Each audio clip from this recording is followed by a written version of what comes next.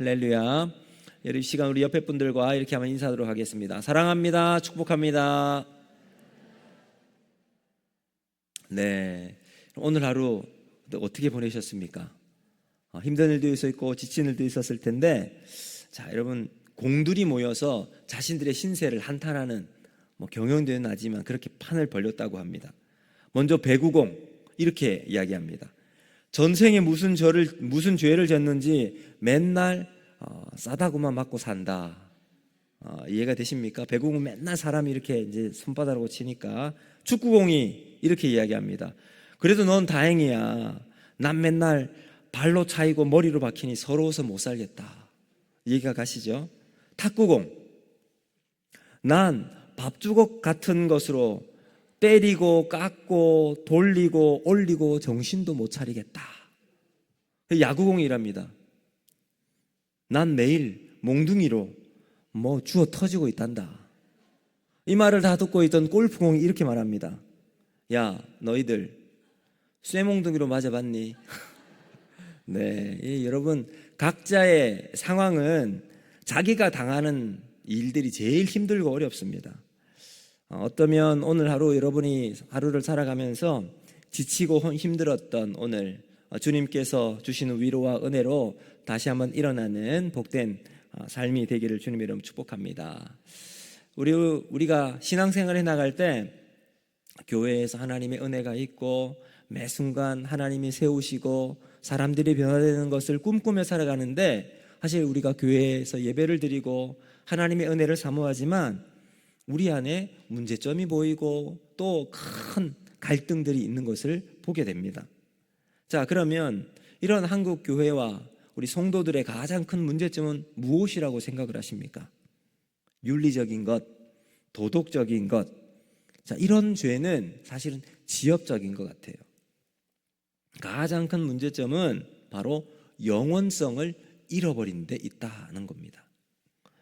여러분, 우리가 신앙을 가지고 있으면 눈앞에 보이는 오늘과 내가 지금 소유하고 있는 것을 뛰어넘는 이게 있잖아요. 그런데 우리도 세상과 똑같이 눈앞에 보이는 것에 집중하고 살아가고 있습니다. 하늘 가치보다 세상 가치를 더 크게 생각하고 있는 저와 여러분의 모습이 한국교회를 병들고 그리고 아프게 만들고 있는 것 같아요. 그러면 우리 그리스도인들 산자가 된 표는 무엇일까요? 이렇게 세상 가운데 살아가고 있는 우리가 그리스도인으로 살아간다면 그 신자된 자의 표는 무엇인가? 요한복음 15장 19절은 이렇게 말씀합니다. 우리 같이 한번 읽어보겠습니다. 시작. 너희가 세상에 속하였으면 세상이 자기의 것을 사랑할 것이나 너희는 세상에 속한 자가 아니요 도리어 내가 너희를 세상에 택하였기 때문에 세상이 너희를 미워하느니라. 아멘. 자, 여기 요한복음 15장을 보면 하늘 가치를 잃어버리고 세상의 가치를 따라 살아가게 하는 사람을 뭐라고 이야기를 하냐면 세상에 속하였다라고 이야기합니다. 그렇게 세상에 속한 사람은 세상에 미워하지 않아요. 그렇죠? 세상과 똑같은 길을 걸어가니까요. 그런데 하나님 나라, 세상이 아닌 하늘 가치를 가지고 살아가는 사람은 세상이 어떻게 한다고요? 미워한대요. 왜요? 예수 그리스도를 따라가기 때문에 그렇습니다. 여러분, 한국교회를 일으키고 지금까지 지탱해 나오고 있었던 우리 한국교회의 힘은 누구에게서 비롯되었을까요? 큰 교회, 이름 있는 그런 교회가 한국교회를 만들었을까요? 저는 아니라고 생각합니다. 대형교회 목사님들 아닙니다.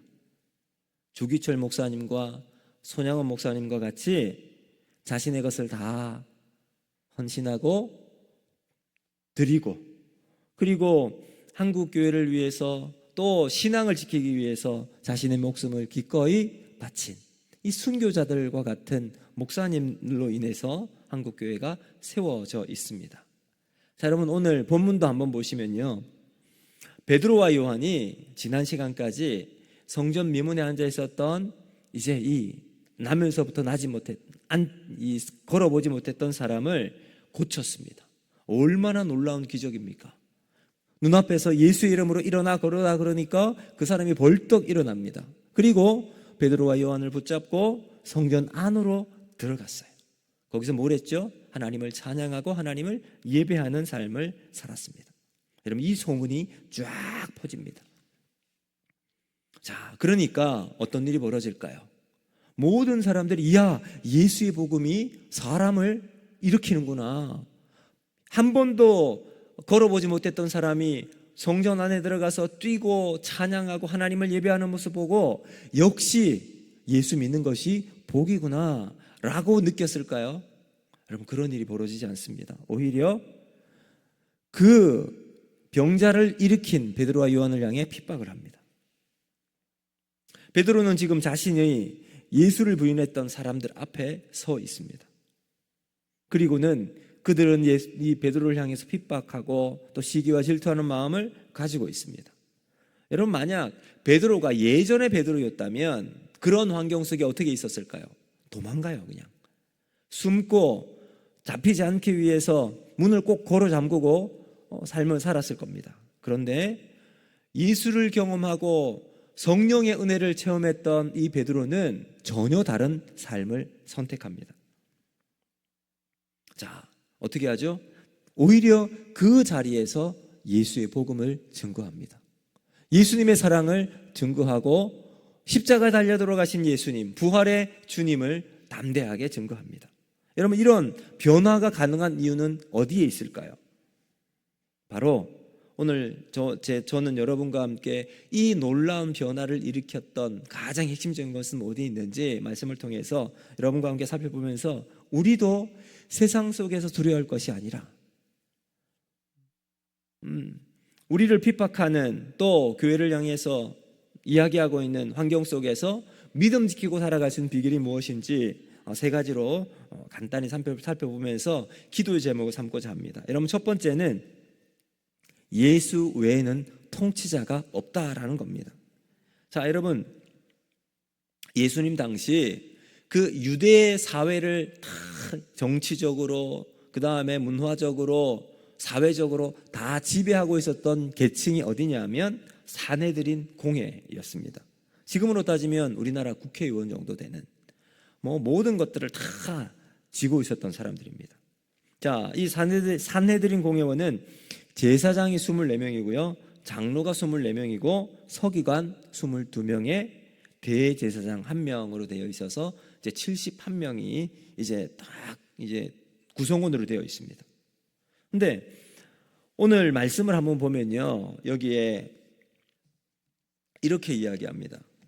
자, 6절을 보면 대제사장 안나스와 가야바, 그리고 요한과 알렉산더와 및 대제사장의 문중들이 이 일에 다 참여를 하고 있다라고 이야기합니다. 여러분, 원래 구약에서는 대제사장은 한 사람이 임명이 되고 나면 그 사람이 죽을 때까지 대제사장의 자리에 있어야 합니다. 그런데 참 이상한 것은 오늘 여기 나온 안나스와 가야바라는 사람이 다 대제사장이에요. 당시 실제 대제사장은 안나스였고요, 가야바는 그의 장인이었습니다.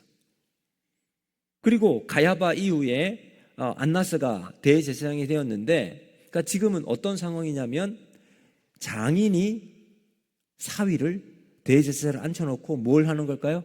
섭정을 하고 있는 겁니다. 대제사장은 원래 종신직이라고 그랬잖아요. 그런데 예수님 이후 주후 37년부터 67년 사이에 28명의 대제사장이 바뀌었어요. 그러니까 얼마나 자주 바뀌었어요. 약 30년 정도 되는 이 시간 속에 28명의 대제사장, 그러니까 여러분 1년에 거의 한 번씩 바뀌었다는 말이잖아요. 그러니까 얼마나 많은 권력의 암투와 그리고 보니까 이 대제사장도 로마의 눈치를 보기 시작하게 되었습니다. 그러니까 이 28명의 대제사장이 30년 사이 바뀌었다고 그러잖아요. 그 중에 22명은 대제사장의 내문중에서 나왔어요. 그러니까 비정상적인 방법으로 계속 대물림이 일어나고 있었던 상황이었습니다. 자, 그 중에 이 가야바 있죠. 가야바는 아들이 6명이 있었는데요, 그 중에 5명이 아들 5명이 대제사장직을 맡았고 지금은 그 사위가 대제사장의 자리에 앉아 있었습니다. 왜 그랬느냐? 여러분 그 당시 로마에서 딱 보니까 부정도 많고 부패한 이 유대 사회 그 핵심이 대제사장에 있었습니다. 그래서 로마 정부로부터 끊임없는 압박과 또 해고의 위협이 있자 이제 가야바는 자신의 사위를 대제사장직으로 올려놓은 겁니다. 자, 그러니까 여러분 이 유대 사회가 이 사내들인 공회가 중심이 되었는데 그 중심의 대제사장이 이런 상황이었으니까 얼마나 사회가 어렵고 힘들었겠습니까? 자, 그리고 1절에서 말하는 대제사장이나 성전 맡은 자, 사두개인들 여러분 다 당시 종교 지도자들이고 정치 지도자들이었습니다. 그야말로 유대를 움직이는 실세 중에 실세였습니다. 그러니까 온갖 정치적인 수단을 동원해서 돈과 또 권력과 줄을 대는 것으로 사회를 장악하고 있었습니다. 자, 여러분 이것이 예수님이 살았던 당시의 유대인의 모습이었습니다. 자, 여러분 이런 모습은 어쩌면 우리가 살아가고 있는 세상과도 너무나도 흡사하지요. 그런데 성경은 우리들에게 무엇을 이야기할까요?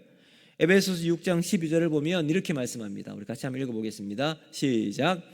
우리의 씨름은 혈과 육을 상대하는 것이 아니요 통치자들과 권세들과 이 어둠의 세상 주관자들과 하늘에 있는 악의 영들을 상대함이라. 아멘.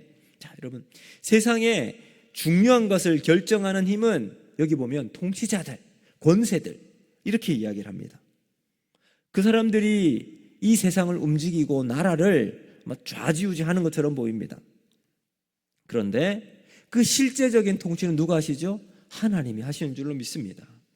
자, 여러분 그 힌트를 어디서 우리가 찾을 수 있느냐? 오늘 보면 3절과 4절에 나옵니다. 자, 같이 한번 읽어볼까요? 시작.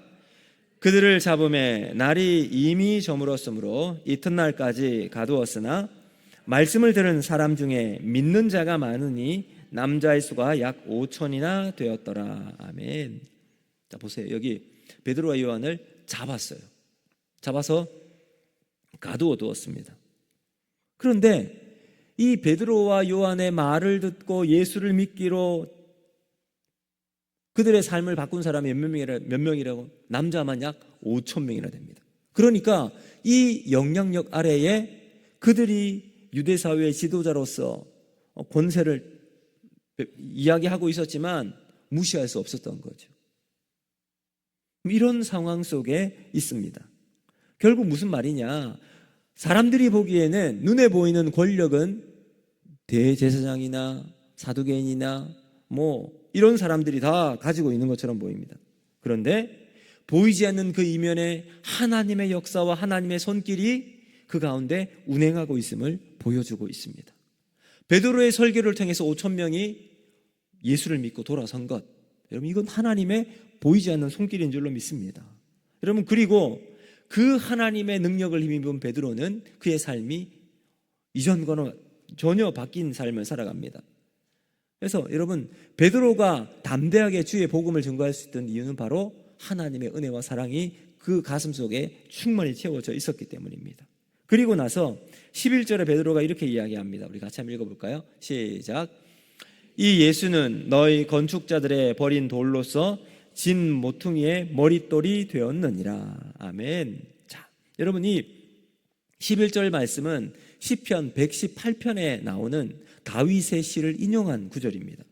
여러분 시편 118편은 다윗이 이제 사울에게 얼마나 많은 죽음의 위협을 당합니까? 갑자기 이 다윗이 골리앗을 무너뜨리고 그 당시 이스라엘 사회에 혜성같이 등장해서 사람들이 이제 이렇게 말합니다. 여러분 사울이 죽은 사람은 천천인데 다윗이 죽인 사람은 만만이라고. 그러자 사울이 위협감을 가지고 다윗을 죽이기로 작정을 하잖아요. 그래서 다윗은 막 숨어 다닙니다. 숲풀로, 동굴로, 광야로. 여러분 그 엄청난 왕의 위협 앞에 다윗이 막 힘겨운 삶을 살아갔어요. 그러다가 여러분 마침내 사울이 죽고 다윗이 왕으로 등극합니다. 자, 그때 이 시편 118편의 이야기를 하고 있었습니다. 뭐라고 이야기합니까? 건축자의 버린 돌이 집 모퉁이 돌에 머릿돌이 되었나니 이는 여호와께서 행하신 것이요 우리 눈에 기이한 바로다. 자, 여러분, 통치자는 누군가? 자기가 다스리는 것처럼 보였습니다. 아니, 자신이 왕이 되기 이전 사울이 이스라엘의 왕으로 통치하는 것처럼 보였습니다. 그러나 그 이면에 역사하시는 하나님을 보았다는 거죠. 통치자는 하나님이라는 사실을 뼈저리게 느끼며 고백한 다윗의 이야기입니다. 여러분, 우리 인생에도 마찬가지입니다. 하나님 이외의 통치자가 없는 줄로 믿습니다. 그러므로 우리는 하나님께 우리의 삶을 맡기는 지혜가 있어야 할 줄로 믿습니다. 그래서 여러분, 우리가 삶을 살아가면서 하나님, 나를 다스려 주옵소서, 나의 삶을 주님께 맡깁니다. 이 믿음의 고백으로 살아가는 저와 여러분이 되기를 주님의 이름으로 축복합니다.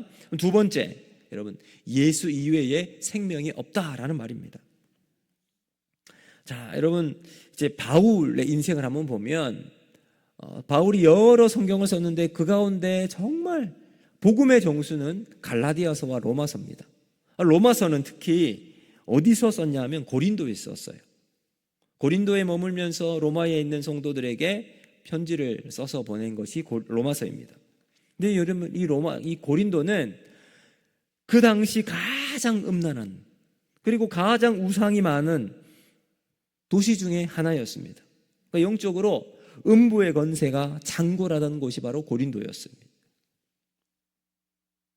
그러니까 그런 곳에 세워진 고린도 교회가 세상의 빛과 소금으로 다 세워졌는데, 여러분 고린도전서를 한번 쭉 보시면요, 고린도 교회 안에도 수많은 문제들 때문에 골머리가 아팠습니다. 너무나도 많은 문제 때문에 이 바울이 고린도전서만 쓴 게 아니라 그 다음 문제가 해결되지 않으니까 고린도 후서까지 써서 보내었어요. 자, 여러분, 그렇게 문제 많은 고린도 교회, 그런데 그곳에서 바울은 로마서를 씁니다. 그럼 이것은 어떻게 보면 복음의 역설과도 같다고 말할 수가 있습니다. 많은 사람들은 위대한 작품, 복음의 능력은 어쩌면 깊이 묵상하고 조용하고 경건한 곳에서 참 위대한 작품이 나올 것으로 생각할 수 있잖아요. 그런데 고린도에서 가장 음란하고 가장 문제 많은 그곳에서 로마서를 써서 수많은 사람들이 로마서를 통해서 복음으로 예수께로 돌아오는 역사가 나타나게 됩니다. 왜 그럴까요? 생명이 있기 때문입니다. 여러분, 생명이 있으면 환경에 상관없이 열매가 맺히게 될 줄로 믿습니다. 오히려 나쁜 환경, 가장 적대적인 환경 속에 더 좋은 열매가 맺히게 되는 것처럼 말입니다. 여러분, 앞서 제가 말씀드린 것처럼 한국교회가 그렇게 어려운 시기를 보냈을 때 이 한국교회를 믿음의 기틀에 세웠던 주기철 목사님과 손양호 목사님, 얼마나 어렵고 힘든 삶이었습니까? 근데 그 믿음을 지켰던 것을 통해서 여러분, 한국교회가 잘 세워지게 되었죠. 나쁜 환경, 핍박하는 조건 속에서 하나님을 향한 아름다운 믿음과 복음의 정수가 드러나게 되었습니다. 여러분, 초대교회 부흥도 이런 환경과 무관하지 않잖아요. 엄청난 핍박 가운데 믿음 지키고 있을 때 그 믿음 지킨 성도들을 통해서 온 땅에 복음이 증거됩니다. 그래서 여러분, 에베소서 4장 19절에서 24절 말씀을 한번 보시면요, 우리 같이 한번 읽어보겠습니다. 시작. 그들이 감각 없는 자가 되어 자신을 방탕에 방임하여 모든 더러운 것을 욕심으로 행하되 오직 너희는 그리스도를 그같이 배우지 아니하였느니라. 진리가 예수 안에 있는 것 같이 너희가 참으로 그에게서 듣고 또한 그 안에서 가르침을 받았을진데 너희는 구습을 따르는 옛사람을 벗어버리고 오직 너희 심령을 새롭게 되어 하나님을 따라 의와 진리의 거룩함으로 지으심을 받은 새 사람을 입어라. 아멘. 여러분, 여기도 보면 그들이 예수님 믿지 않는 이방인으로 살았을 때는 방탕에 방임해서 살아갔었습니다. 그런데 너희는 그리스도 안에서 참으로 예수의 길을 따라 살아갈 때 유혹의 욕심을 따라 살아가지 않고 오직 심령이 새롭게 되어서 하나님을 따라 의와 진리와 거룩함으로 지음받은 새 사람을 입으라 라고 말합니다. 무엇일까요? 하나님의 생명 안에 있는 자는 환경을 초월한다는 말입니다. 여러분, 오늘 우리의 삶 속에도 이 환경을 뛰어넘는 복음의 은혜가 저와 여러분 가운데 역사하기를 주님의 이름으로 축복합니다. 여러분, 베드로를 움직이는 힘은 하나님의 생명이었습니다. 그 생명이 베드로 안에 있을 때 적대적인 환경 속에 복음, 예수님을 증거할 수 있었습니다. 우리도 마찬가지로 그 생명 되신 예수님이 우리 안에 날마다 역사하기를 주님의 이름으로 축복합니다. 그리고 마지막 세 번째, 여러분, 예수 이외에 구원이 없다라는 사실입니다. 자, 우리 12절 말씀 같이 한번 읽어봅니다. 시작. 다른 이로서는 구원을 받을 수 없나니 천하 사람 중에 구원을 받을 만한 다른 이름을 우리에게 주신 일이 없음이라 하였더라. 아멘. 여러분, 이 말씀 믿으시지요? 다른 이름으로는 구원받을 이름이 하나도 없습니다. 그러나 우리의 유일한 구원은 누구의 이름? 예수의 이름으로 우리가 구원을 받을 수 있을 줄로 믿습니다. 예수의 이름으로 우리가 할 수 있는 일이 뭐가 있습니까? 예수님의 이름 가지고 우리가 할 수 있는 일, 우리는 복음도 전할 수 있고요, 예수 이름으로 여러 가지 일들을 할 수 있지만 그 놀라운 일들 중에 기도가 있습니다. 여러분, 기도로 우리는 우리의 삶을 살아나가는 거예요. 그렇지 않습니까, 여러분? 내가 힘이 있습니까? 돈이 있습니까? 능력이 있습니까? 우리는 그런 것이 없지만 아무것도 없는 우리가 할 수 있는 것, 예수 이름으로 기도하는 거예요. 그 우리가 예수 이름으로 기도할 때 하나님 우리의 기도를 통해 역사하여 나가실 줄로 믿습니다. 그래서 요한복음 14장 13절과 14절 말씀 우리 같이 한번 볼까요? 시작. 너희가 내 이름으로 무엇을 구하든지 내게 행하리니 이는 아버지로 하여금 아들로 말미암아 영광을 받으시게 하려 함이라. 내 이름으로 무엇이든지 내게 구하면 내가 시행하리라. 아멘. 예수 이름으로 우리가 기도하면 하나님이 일하신대요. 여러분, 이것이 기도의 능력입니다. 여러분, 기도는 다 하나님께서 일하실 것을 소망하는 거죠. 또 요한복음 16장 23절도 똑같이 말씀합니다. 우리 같이 한번 읽습니다. 시작.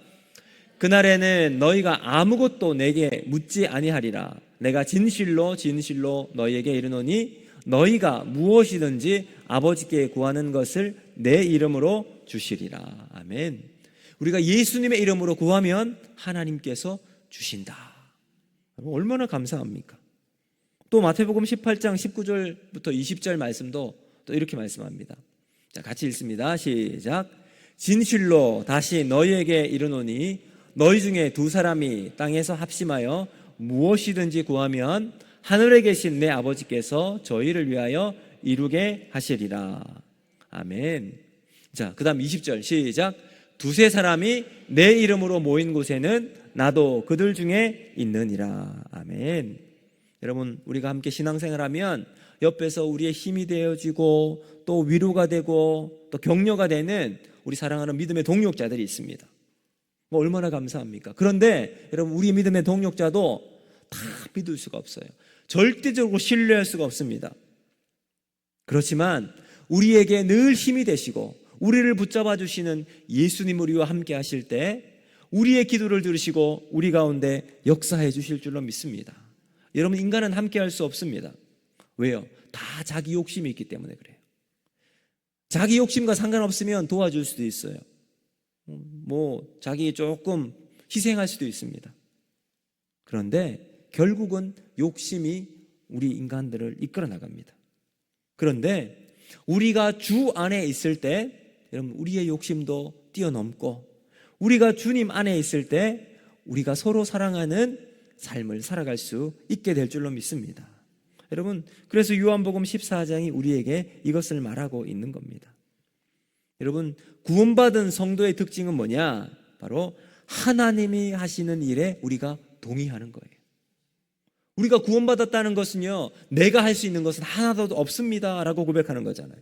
근데 하나님이 행하시면 될 줄로 믿습니다. 그게 여러분 믿음의 동의 아니겠습니까? 기도는 하나님이 하신 일에 동의하는 겁니다. 하나님, 내 삶을 주님께 맡깁니다. 내 문제 주님께 맡깁니다. 주님, 내가 일하지 않고 하나님이 일할 수 있도록 오늘도 내가 기도의 자리에 주님께 나아갑니다. 하나님, 내가 예수의 이름으로 그 길을 걸어갈 수 있도록 은혜를 허락하여 주시옵소서. 이것이 우리가 믿음 생활해 나가는 가장 중요한 은혜인 줄로 믿습니다. 자, 이제 말씀을 맺도록 하겠습니다. 여러분, 이제 팀 스키너라고 하는 분이 계시는데 이분은 목사님의 아들로 태어납니다. 근데 뉴욕에 이제 갱스터, 갱단의 주목으로 이름을 날리면서 이제 대장의 자리에 올라갑니다. 아주 오래전의 이야기였기 때문에 당시에 경찰이나 판사나 검사도 이 팀 스키너라고 하는 사람을 함부로 할 수가 없었습니다. 근데 이렇게 이제 막 모든 힘, 어둠의 지하 세계에서 주름 잡고 있는 이 사람이 어느 날 차를 타고 가다가 라디오에서 흘러나오는 노래를 듣게 됩니다. 예수는 모퉁이 돌, 예수는 모퉁이 돌, 예수는 모퉁이 돌. 너희 인생이 아무리 화려해도 예수 위에 쌓지 않은 인생은 다 떠내려가니 다 쓸모없으니 이 세상의 구원자, 장차 이 세상을 통치할 예수, 예수는 모퉁이 돌. 이 찬양을 듣게 됩니다. 어릴 때 자기가 아버지 밑에서 같이 아버지와 함께 교회를 다니면서 들었던, 자기가 불렀던 찬양이었습니다.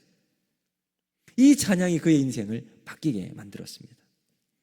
그는 그리고 난 다음 크게 회심을 하고 자기가 있던 조직에 이제 안 하겠다고 이야기를 합니다. 여러분, 그 갱단에서 이걸 내려놓는다는 것은 목숨을 걸고 은퇴를 이야기하는 거거든요. 그렇게 은퇴를 합니다. 그리고 신학교에 입학하고 목회자 길을 걸어갑니다. 그리고 수많은 청소년들을 예수님께로 인도하는 전도자가 되었습니다. 자, 그로 인해서 그의 영혼과 삶은 바뀌게 되었지만 주변에 있는 사람들은 믿지를 못하는 거예요. 저 사람이 옛날에 주먹 쓰던 사람인데, 사람들 해치던 사람들인데. 그러다가 이 탐 스키너와 함께했던 옛 이제 갱단 중에 한 사람이 이 목사님을 시험을 합니다. 그래서 이제 길을 지나가다가 만나는데 거기서 뺨을 탁 때려버립니다. 얼마나 황당하겠습니까? 옛날 같으면 한 주먹거리밖에 안 됐을 텐데. 그런데 일어나면서 그 친구를 향해 이렇게 말을 했다고 합니다. 그리스도의 사랑 때문에 친구여, 나는 너를 용서하노라. 여러분, 이것이 그리스도 안에서 자기 자신을 죽음의 자리에서 둔 사람만이 살아갈 수 있는 새로운 삶의 모습인 줄로 믿습니다. 여러분, 우리의 본능은요 그렇게 말하지 않잖아요. 어떻게 해요? 내가 한 뺨 맞으면 적어도 여러분 한 방은 때려야죠. 본능은 언제나 우리를 복수하라고 이야기합니다. 본능은 나에게 보복의 원리를 가르칩니다. 그러면 내 마음도 후련해지고 그래도 내가 그래도 이렇게 살아가야지 라는 마음을 가지게 되죠. 그런데 예수님의 십자가 앞에서 죄에 대해 자신이 죽은 자로 바라보기 시작한 사람만이 겸허하게 순종할 수 있는 새로운 삶을 살아갈 수 있게 될 줄로 믿습니다. 그럴 때 사랑이 우리 속에 나타납니다. 원수도 사랑할 수 있고 적대적인 마음을 가지고 있던 사람들에게도 예수의 사랑으로 다가갈 수 있게 됩니다. 그러므로 오늘 우리가 본능에 살아가는 것이 아니라 내가 죽고 예수로 살아가는 십자가의 원리로 살아가는 저와 여러분이 되기를 주님의 이름으로 축복합니다. 예수님께서 모퉁이돌이 되셨다 했잖아요. 뭘까요? 사람들이 버린, 건축자들이 버린 돌을 모퉁이돌이 되어서 그 터 위에 믿음의 터가 세워지게 됩니다. 여러분, 사람들이 관심을 가지지 않는 돌이었지만 하나님이 세우신 예수 그리스도의 그 이름을 통해서 구원이 이루어지게 되었습니다. 여러분, 오늘 우리에게도 동일하게 예수의 이름 가지고 이 땅을 살아가 하나님이 기뻐하시는 거룩하고 복된 믿음의 길을 아름답게 걸어나가는 저와 여러분이 되기를 주님의 이름으로 축복합니다. 그래서 여러분, 시험이 오고 걱정이 있을 때에도 오직 주님 말씀, 예수 이름 붙잡고 승리하는 우리 모두가 되기를 주님의 이름으로 축복합니다. 자, 오늘 이 말씀을